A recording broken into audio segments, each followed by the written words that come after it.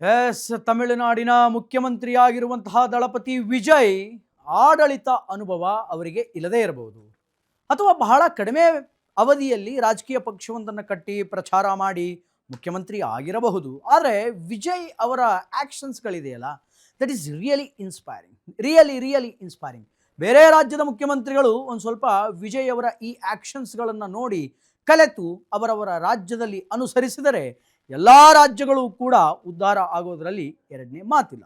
ಅಂತಹ ಒಂದು ಮಹಾ ಕಾರ್ಯವನ್ನು ತಮಿಳುನಾಡಿನ ಮುಖ್ಯಮಂತ್ರಿ ಆಗಿರುವಂತಹ ವಿಜಯ್ ದಳಪತಿ ಮಾಡಿದ್ದಾರೆ. ಅದೇನು ಅನ್ನುವಂಥದ್ದನ್ನು ಡೀಟೇಲ್ಡ್ ಆಗಿ ನೋಡ್ಕೊಂಬರೋಣ. ಅದಕ್ಕೆ ಸಂಬಂಧಪಟ್ಟಂತೆ ಬ್ರೇಕಿಂಗ್. ತಮಿಳುನಾಡು ಸಿಎಂ ದಳಪತಿ ವಿಜಯ್ ಆಡಳಿತ ಅನುಭವ ಇಲ್ಲದಿದ್ದರೂ ಕೂಡ ಇತರೆ ಸಿಎಂಗಳನ್ನು ನಾಚಿಸುವ ರೀತಿ ವಿಜಯ್ ದಟ್ಟ ನಿರ್ಧಾರಗಳನ್ನು ತೆಗೆದುಕೊಳ್ತಾ ಇದ್ದಾರೆ. ಅಧಿಕಾರಕ್ಕೆ ಏರಿದ ದಿನವೇ ಶಾಲಾ ಕಾಲೇಜುಗಳ ಬಳಿಯಲ್ಲಿ ಬಾರ್ ಬಂದ್. ಒಂದೇ ದಿನಕ್ಕೆ 900ಕ್ಕೂ ಹೆಚ್ಚು ಬಾರ್ ವೈನ್ ಶಾಪ್ಗಳನ್ನು ಮುಚ್ಚಿಸಿದಂತಹ ಸಿಎಂ ವಿಜಯ್.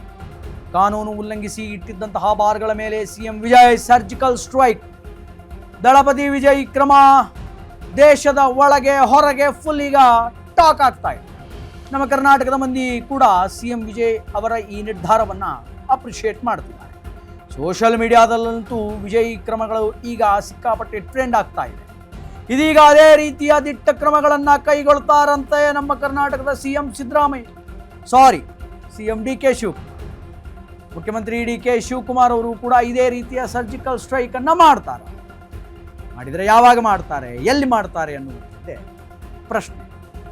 ತಮಿಳುನಾಡು ಸಿಎಂ ದಳಪತಿ ವಿಜಯ್ ಅವರ ನಿರ್ಧಾರಗಳೇನಿದೆ, ಅವರ ಕಾರ್ಯವೈಖರಿಗಳೇನಿದೆ, ಅದೇ ರೀತಿಯ ಕಾರ್ಯವೈಖರಿಗಳನ್ನು ನಮ್ಮ ಕರ್ನಾಟಕದ ಮುಖ್ಯಮಂತ್ರಿಗಳಾಗಿರುವಂತಹ ಸಿಎಂ ಡಿ ಕೆ ಶಿವಕುಮಾರ್ ನೋಡಿ, ಬಾಯಿಗೆ ಸಿದ್ದರಾಮಯ್ಯ ಅಂತಾನೆ ಬರುತ್ತೆ.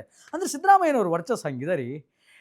Let's go for a topic. ಈಗ ಶಾಲಾ ಕಾಲೇಜುಗಳ ಬಳಿ ಬಾರ್ ಆ್ಯಂಡ್ ರೆಸ್ಟೋರೆಂಟ್ಗಳು ಇರುವಂತಿಲ್ಲ ಅಂತ ಆದೇಶವನ್ನು ಹೊರಡಿಸಿ ಅಲ್ಲಿರುವಂತಹ ಎಲ್ಲ ಬಾರ್ಗಳನ್ನು ಎತ್ತಂಗಡಿ ಮಾಡಿಸಿದ್ದಾರೆ ದಳಪತಿ ವಿಜಯ್. ಹತ್ರ 900 ಬಾರ್ಗಳನ್ನು ಮುಚ್ಚಿಸಿದಂತಹ ಹೆಗ್ಗಳಿಕೆಗೆ ಪಾತ್ರರಾಗಿದ್ದಾರೆ ಸಿಎಂ ವಿಜಯ್. ಈಗ ಅಂತಹದ್ದೇ ಸ್ಟೈಲ್ನಲ್ಲಿ ಸರ್ಜಿಕಲ್ ಸ್ಟ್ರೈಕನ್ನು ಯಾವಾಗ ಮಾಡ್ತಾರೆ ನಮ್ಮ ಮುಖ್ಯಮಂತ್ರಿ ಡಿ ಕೆ ಶಿವಕುಮಾರ್ ಅವರು ಕರ್ನಾಟಕದಲ್ಲಿ? ಯಾಕಂತಂದರೆ ನಮ್ಮ ಕರ್ನಾಟಕದಲ್ಲಿಯೂ ಕೂಡ ಅನೇಕ ಸರ್ಕಾರಿ ಶಾಲೆಯ ಆಸುಪಾಸುಗಳಲ್ಲಿ ಬಾರ್ ಆ್ಯಂಡ್ ರೆಸ್ಟೋರೆಂಟ್ಗಳು ರಾರಾಜಿಸ್ತಾ ಇವೆ. ಸೊ ಇಂತಹ ಸರ್ಜಿಕಲ್ ಸ್ಟ್ರೈಕನ್ನು ಯಾವಾಗ ಮಾಡ್ತಾರೆ ಡಿ ಕೆ ಶಿವಕುಮಾರ್? ಅದಕ್ಕೆ ಸಂಬಂಧಪಟ್ಟಂತೆ ಒನ್ ಮೋರ್ ಬ್ರೇಕಿಂಗ್ ಇದೆ, ವಿಲ್ ಚೆಕ್ ಇಟ್ ಔಟ್. ಅದೇನು ಅನ್ನುವಂಥದ್ದನ್ನು ನೋಡ್ಕೊಂಡು ಬರೋಣ. ಎಸ್, ಬಾರ್ ಆ್ಯಂಡ್ ರೆಸ್ಟೋರೆಂಟ್ ಮೇಲೆ BCM ವಿದ್ಯಾರ್ಥಿಗಳ ಹಾಸ್ಟೆಲ್. ಇದು ಅಚ್ಚರಿಯಾದರೂ ಕೂಡ ಸತ್ಯ. ಇದು ಬೇರೆ ಎಲ್ಲೂ ಅಲ್ಲ ರೀ, ಇದು ನಮ್ಮ ಬೆಂಗಳೂರಿನದ್ದೇ ಗೋಳು. ಹೂಗಳತೆಯ ದೂರದಲ್ಲಿರುವಂತಹ KR ಪುರದಲ್ಲಿ ಶಾಲಾ ಹಾಸ್ಟೆಲ್, ದೇಗುಲದ ಸುತ್ತಮುತ್ತ ವೈನ್ ಶಾಪ್ಗಳು ಇರಬಾರದು.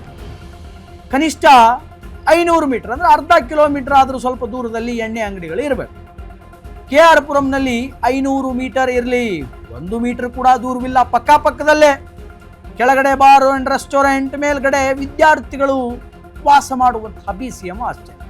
ಅದ್ಯಾವ ಪುಣ್ಯಾತ್ಮ ಇದಕ್ಕೆ ಅವಕಾಶ ಮಾಡಿಕೊಟ್ನೋ ಏನೋ ಗೊತ್ತಿಲ್ಲ. KR ಪುರಂನಲ್ಲಿ BJP ಶಾಸಕ ಭೈರತಿ ಬಸವರಾಜ್ ಸ್ವಾಮಿ ಎಲ್ಲಿದ್ದೀರಿ? KR ಪುರಂ ತಹಸೀಲ್ದಾರ್ ಪರಶುರಾಮ್ ಸತ್ತಿಗೇರಿ ನೀವೆಲ್ಲಿದ್ದೀರಿ? ಏನು ಮಾಡ್ತಾ ಇದ್ದೀರಿ? ಹಾಸ್ಟೆಲ್ ಕೆಳಗಡೆ ಬಾರ್ಗೆ ಅವಕಾಶವನ್ನ ಹೆಂಗೆ ಕೊಟ್ಟರು MLA ತಹಸೀಲ್ದಾರರು? KR ಪುರಂ ಜನ ಇದನ್ನೆಲ್ಲ ನೋಡಿಕೊಂಡು ಇನ್ನೂ ಸುಮ್ಮನೆ ಇದ್ದಾರಲ್ವಾ ಜನ. KR ಪುರಂ ಜನಗಳೇ, ಈಗ ಏನು ಮಾಡ್ತಿದ್ದೀರಿ? ನಿಮ್ಮ ಒಂದು ತಾಳ್ಮೆಯನ್ನು ನಾವು ಮೆಚ್ಚಿಕೊಳ್ಳಲೇಬೇಕು.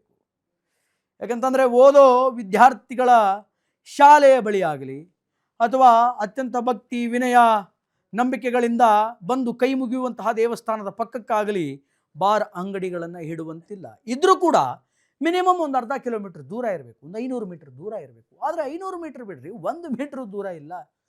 ಈಗ ಅಂತಹದ್ದೇ ಒಂದು ಘಟನೆಯನ್ನು ನಾನು ಹೇಳೋಕೆ ಹೊರಟಿದ್ದೀನಿ. ಎಲ್ಲಿ ಅಂತಂದರೆ ಬೆಂಗಳೂರಿನ KR ಪುರಮಲ್ಲಿ ಮೇಲ್ಗಡೆ BCM ಹಾಸ್ಟೆಲ್, ಕೆಳಗಡೆ ಬಾರ್ ಆ್ಯಂಡ್ ರೆಸ್ಟೋರೆಂಟ್. ಶ್ರೀಮಾನ್ ನೋಡಿ ಹೆಂಗಿದೆ, ಶ್ರೀಮಾನ್ ಬಾರ್ ಆ್ಯಂಡ್ ರೆಸ್ಟೋರೆಂಟ್ ಕೆಳಗಡೆ, ಮೇಲ್ಗಡೆ BCM ಹಾಸ್ಟೆಲ್. ವಿದ್ಯಾರ್ಥಿಗಳು ಓದುವಂತಹ, ಬೇರೆ ಊರಿನಿಂದ ಬಂದು ಓದುವಂತಹ ವಿದ್ಯಾರ್ಥಿಗಳ ವಸತಿ ನಿಲಯ ಅದು BCM ಹಾಸ್ಟೆಲ್.